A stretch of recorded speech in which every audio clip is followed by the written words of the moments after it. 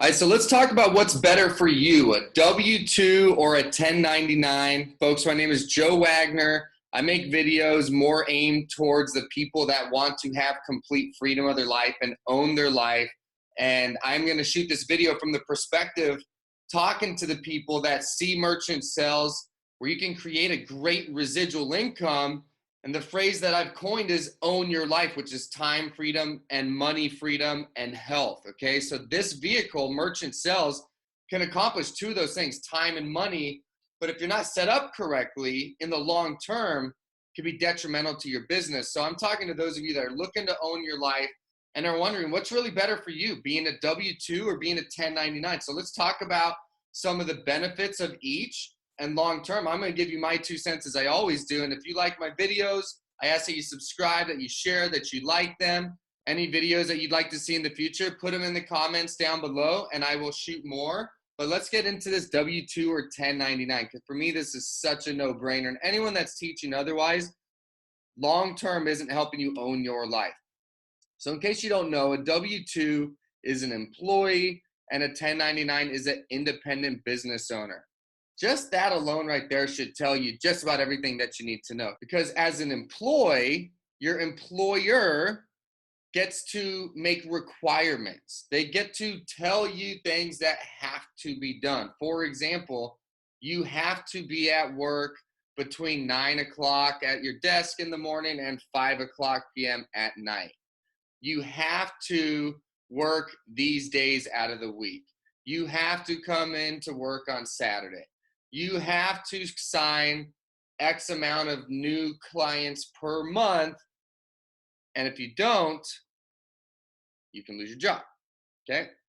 You can be told what to do as an employee. As an independent business owner, you cannot be told what to do. You cannot have minimum requirements or else there's a repercussion. It is an amazing position to be in because as a 1099, you are your own business owner. You have a relationship with a provider. You have a partnership with a provider. You're building something with a provider, but you do not work for that provider. And as an independent business owner, you cannot be told you have to work X amount of days per week. You have to sign X amount of deals. You have to be here and when. They can't do that. You're an independent business owner. And if a company starts doing those kind of things to a 1099, then that 1099 can actually come back and say, hey, you're treating me like an employee. You're making requirements. I'm going to demand compensation and guarantees like an employee, right? So one of the negatives of an independent business owner is you typically don't get any guarantees. But it's like everything else, risk versus reward, which we're going to talk a lot about here. So as an employee, if you don't live up to the requirements, what happens, right? Just imagine you have a job, you're on the schedule, you're supposed to be there at this time, you show up 3 hours late. What's going to happen to you? You're probably going to lose your job, AKA get fired. Let me ask you, anytime you've ever left an employment position, or if you've ever been fired from an employment position, or for whatever reason that relationship ended, did you get to take any of your benefits? Did you get future paychecks? Did you get to keep this big retirement and all the carrots that they dangle in front of employees to be employees? When you lose that job or when you walk away from that job, did all of those things continue coming, or did you lose them when that employment ended? That is not a position that you want to be in the merchant sales business, okay? To be a W-2 and be at risk of losing whatever it is you've built or building or are going to build, long term, you've got to think ahead. You do not want to be in a position where if you don't this, then they can take that. Very, very bad position to be in. A 1099, we come up with agreements. I call them SRAs, sales rep agreements. And in those agreements, there should be things that help protect you, the independent business owner. And another great thing about being a 1099 is a lot of those things are negotiable. You can put together an agreement that you're comfortable with, that the payment processor is comfortable with, and then you know the rules of the game play by the rules, and you are protected. As an employee, you don't have a lot of those protections. You can be fired and they can take your stuff. So let's talk about those agreements. As I mentioned, typically as an employee, you don't have a lot of protections against whatever it is that you're building. As an employee, most of them don't even look like they're building anything, right? Because they look at it as I'm just an employee, where a 1099 looks at it as I'm building my business. But as an employee, there's not a lot of protections against, you losing your job. And when you lose your job, you certainly don't get to bring all the perks with you, right? That's just not how it works. As a 1099, you can negotiate those terms. And when I talk about terms, they're going to vary a lot depending on, how experienced you are. Is a company taking you from zero experience and they're going to teach you everything about how to run a business? Or are you already coming into it knowing how to full on run the business? You're just looking for a home to send your deals to. Obviously, one versus the other is going to have different terms because that company is going to provide you different items and different things that are going to help you become better, right? And then there's everything in between. So the kind of things when I'm talking about terms, there's going to be things like non-competes, non-disclosures, non-solicitations, et cetera, et cetera.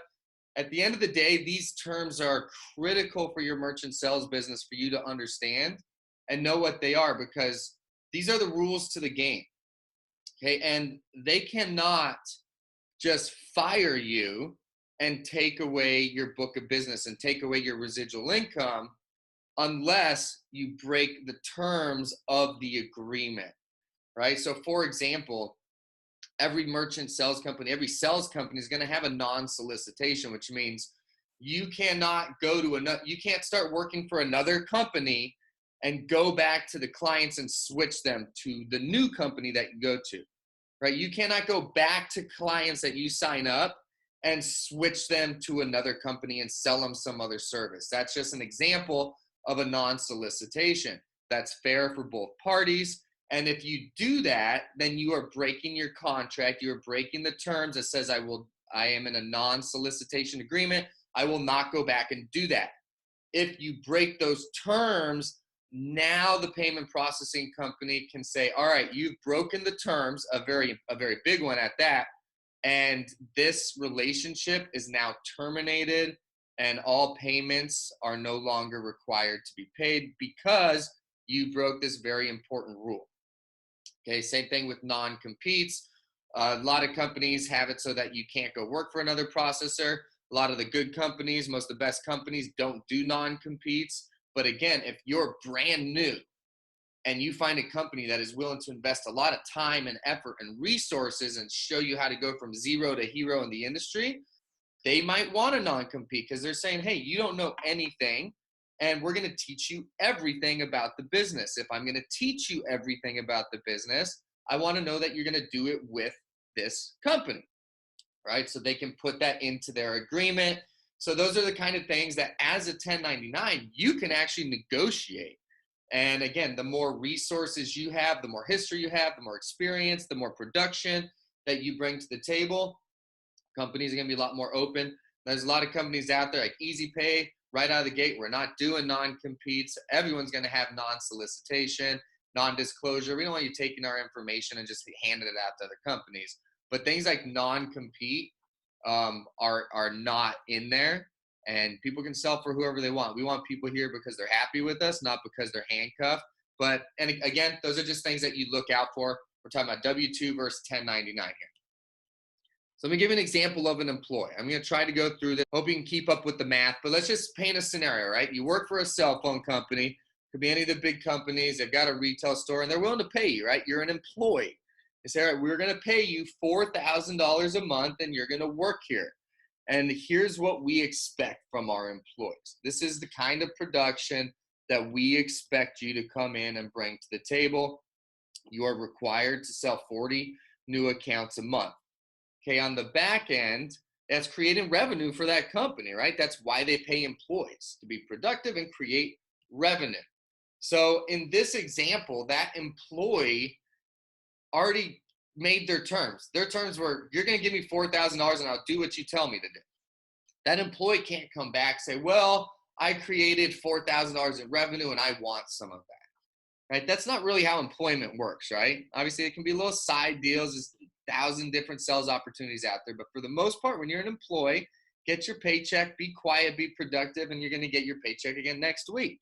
And you better produce or we'll get rid of you, okay? So the employer actually brings a lot to the table in this example. And this is really, really important because I'm going to take this and turn it into merchant sales. But in this example, the employer is providing, the business model. They're providing the retail location that brings customers in. They have all the ads on TV and all the marketing and all that stuff that we're seeing all the time that helps that salesperson to acquire 40 new clients a month. So that cell phone company, whoever it is investing a lot and providing a lot to the employee for them to be able to hit their quota, right? And to get their paycheck. So this is a pretty normal scenario. And the reason why a business does this is because, remember, you have to sign 40 new accounts a month. It's going to create $4,000 in revenue. After a year, that one employee created $48,000 in monthly revenue. And all they have to do is pay an employee $4,000, even though they're keeping all the reoccurring revenue. I think in these kind of scenarios, this makes more sense because, again, they're providing a retail location. They're spending millions and millions of dollars on marketing and TV ads and all the stuff that comes along with it. And don't forget that an employee does not get to keep that whole $4,000. And they receive very, very little tax benefits. We're going to talk about that in a second. But an employee has very little control over how much of their paycheck they actually get to keep. So now let's talk about the employee model in merchant sales, because it is not the same as the example I just gave you. Let's say they offer to pay you $4,000. You come in, we'll give you $4,000 a month. You're going to be required to sell 10 new accounts a month. That's only 2.5 a week. Not that hard. You can do it. And hey, you're going to be guaranteed $4,000. Isn't that great? You have a guarantee. So people bite the carrot. Those accounts create revenue, just like any company. The difference is in this business, we're supposed to make a portion of that revenue, or at least as a 1099, you're definitely going to. And here's the big difference and why I gave that cell phone retail location as an example. In merchant sales, that provider, that employer, typically does not provide them with leads. Typically does not provide their salespeople with leads. They don't have like a retail location and TV commercials that are going out there and attracting customers to literally walk in your door for you to sell a service to. So even when you're a W-2 employee in the merchant service industry, typically you're still cold calling. You don't have customers walking in a door and saying, hey, I saw this promotion that you guys are running, tell me about it. That's not how merchant service works. Anyone who's in merchant services knows you got to grind. You got to go to work. You got to set up your own appointments and go see them, or you got to bang doors. You got to go door to door. And they're not providing enough for this industry for it to justify it. They're just not. And we're going to go over some math here in a second. So if they're not providing the retail location and the millions in marketing that attracts people literally to your doorstep saying, tell me about your product, then why would we not get some of the revenue? Why would we not participate in the growth of the company and the revenues and profits and residual income that we're bringing to the table?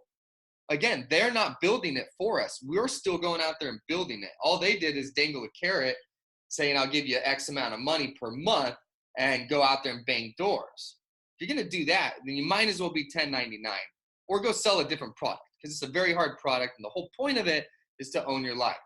So again, employees do not take home $4,000 and they do not receive any tax benefits because they're an employee. So let's break down some math here. You're an employee and you generate $2,000 a month in reoccurring revenue, right? They required you to sign 10 deals a month for you to get your guaranteed paycheck. That generates, we're just ballparking here, let's say you're generating $2,000 a month in reoccurring revenue.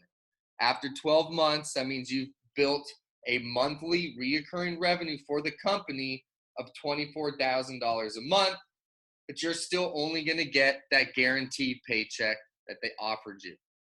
And they didn't provide you with all the leads, and they didn't provide you with a retail location, and they didn't provide you with a hot source of customers that just come walking in, knocking on your door every day for you to meet your quota, right? You still had to go out there and grind and cold call and create your own leads and close your own deals to meet quota.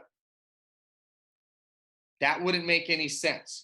You're giving away the farm if you do that.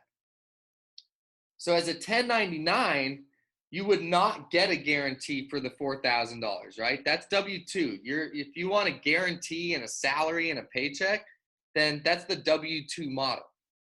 As a 1099, you don't get that kind of a guarantee, but you do get to earn splits on the revenue that you're creating.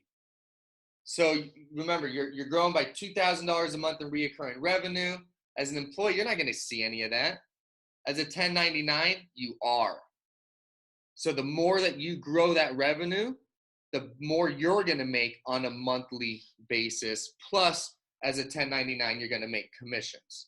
This is super important. If you're thinking short term, doesn't matter. I don't need to even have a conversation with you about freedom. You'll never own your life anyways. But for those of you that are thinking long term, do not set this up as a W-2 long term. I'm going to show you here in a second how devastating that's going to be for your future. So I can just hear right now, there's companies out there like, well, we give splits. We'll give you that guarantee. Plus you still make a split. Okay. All right. Even with the split, remember you're an employee. So if anything, if doo-doo hits the fan at any point, it can be taken if you ever stop meeting their requirements. Okay? Don't ever forget that. If you're an employee, I don't care how cool your boss is. I don't care what they say they will or won't do. I don't care how well they say you're protected. If you are a W-2 employee, if anything ever hits the fan, your whole business is at risk. You have no legal repercussion to go back and stop them from taking it. Or from that company to sell to another company, and then that other company can just downsize and get rid of their employees. You're an employee. I need you to understand this. As an employee, what would you do if you invested 10 years with a company and they sold to a bigger processor and that larger processor wanted to downsize and get rid of overhead and get rid of a bunch of employees? If you're an employee, that means you. It happens all the time. Okay, number two, you will not keep the revenue share past employment. So if you did build a big residual income, let's say they do give you a 10% of the residual share. You invest 5-10 years, and then one day you decide that you want to stop because you're making a great residual income. Well, you're an employee. Hello, they have requirements, and if you don't meet those requirements, like let's say you have to sign 8 deals a month because you're an employee here, and that's what it's going to take for you to keep your employment. You stop signing 8 deals a month, we're going to terminate you. Guess what happens to that revenue share now? It was all attached to your employment.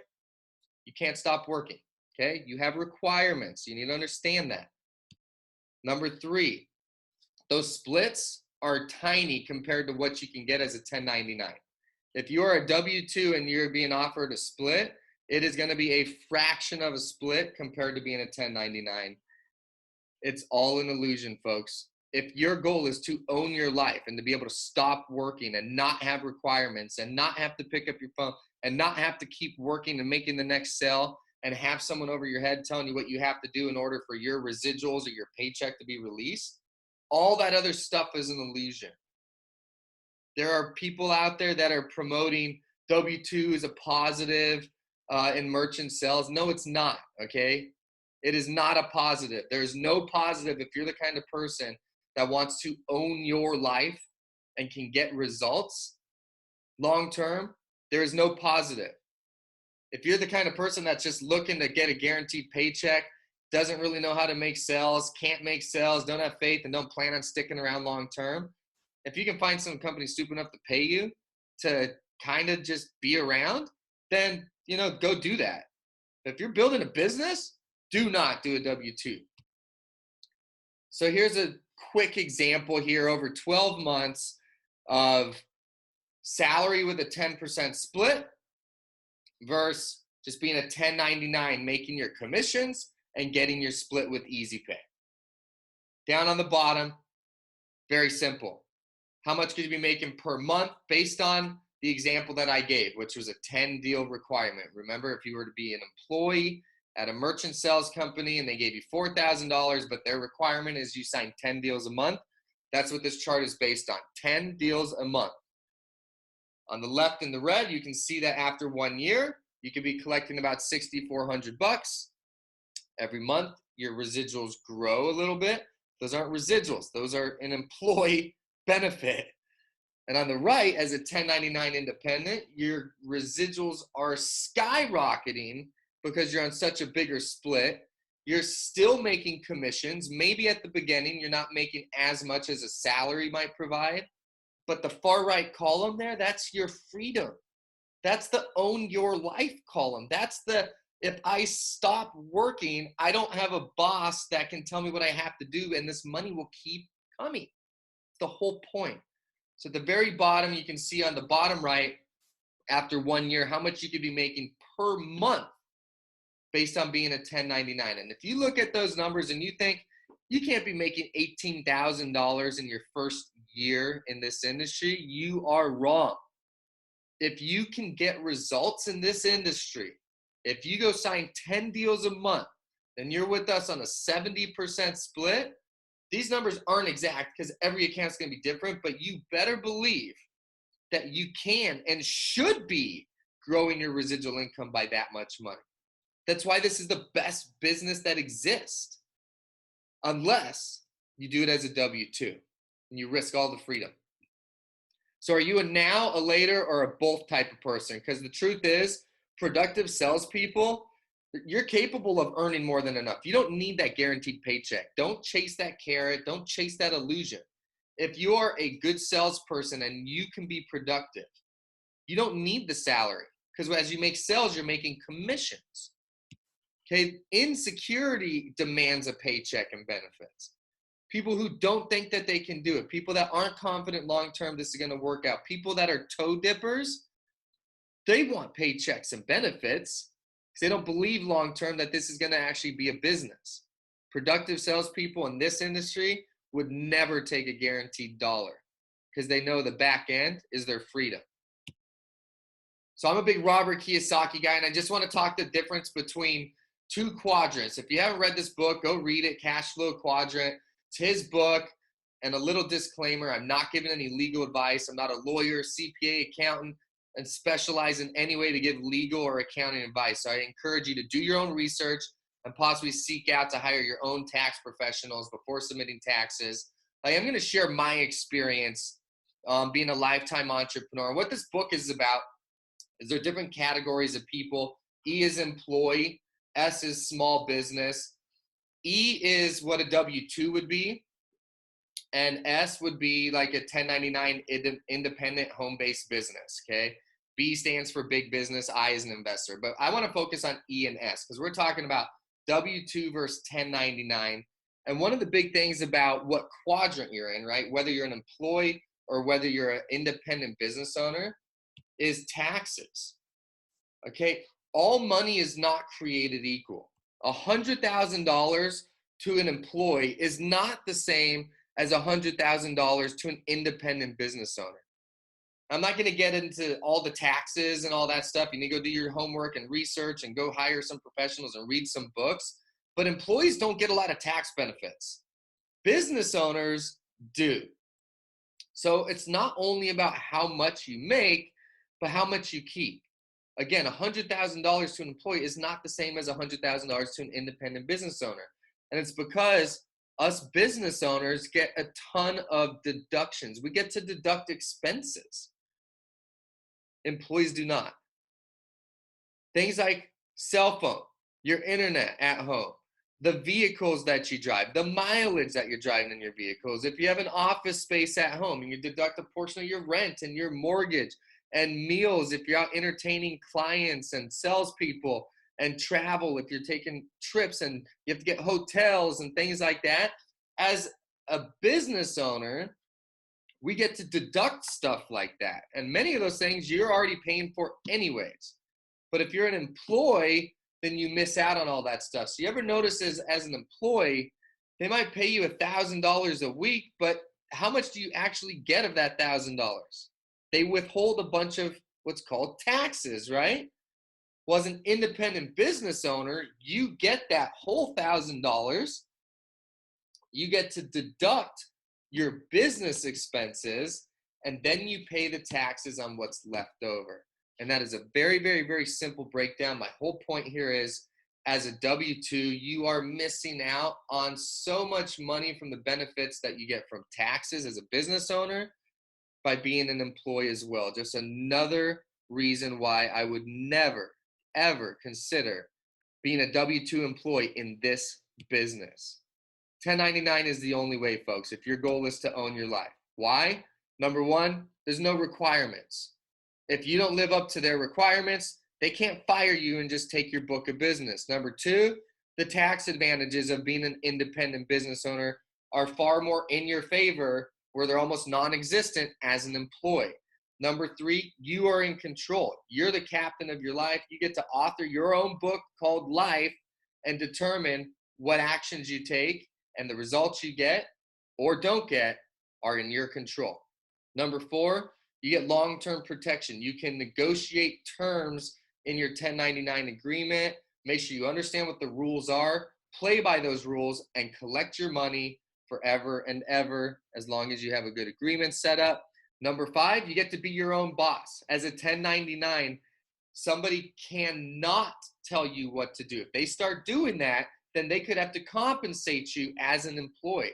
So being a 1099 business owner, you definitely are your own boss. If you're self-responsible and you know that risk versus reward, you're in it to win it, then being your own boss is where it's at. Number six, you will own your life in this industry if you get results, do this long enough, and are set up as a 1099 with a good contract in place.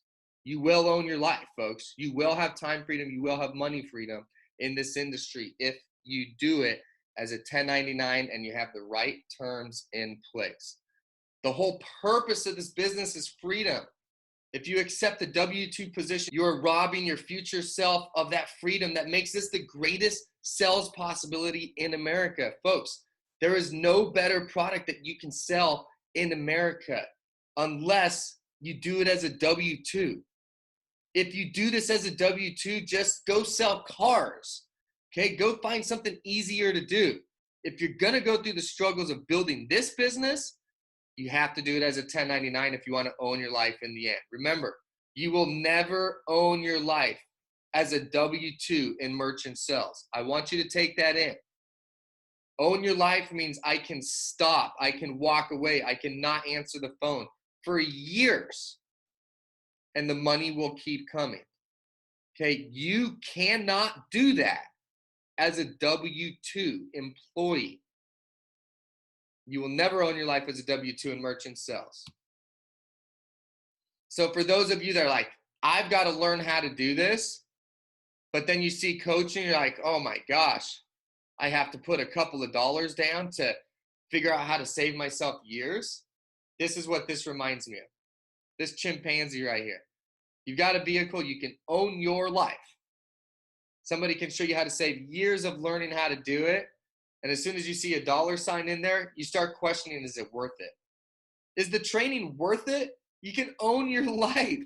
You cannot work in a couple of years from now and huge amounts of money will keep being deposited every single month. I don't know what the dollar amount is for you on that, but it is not anywhere close to what we charge for coaching. So if you're interested, make sure you check out the site. At least go to the site and let me give you the book if I lost it all today. I give that away for free. Go to the site, coaching.easydirectsales.com. At least get the free book. If you're interested in additional coaching, check it out there. Again, subscribe to the channel, like the video. I hope that helps you and all those that are looking to seriously own your life, understand the difference between W-2 and 1099. See you at the top.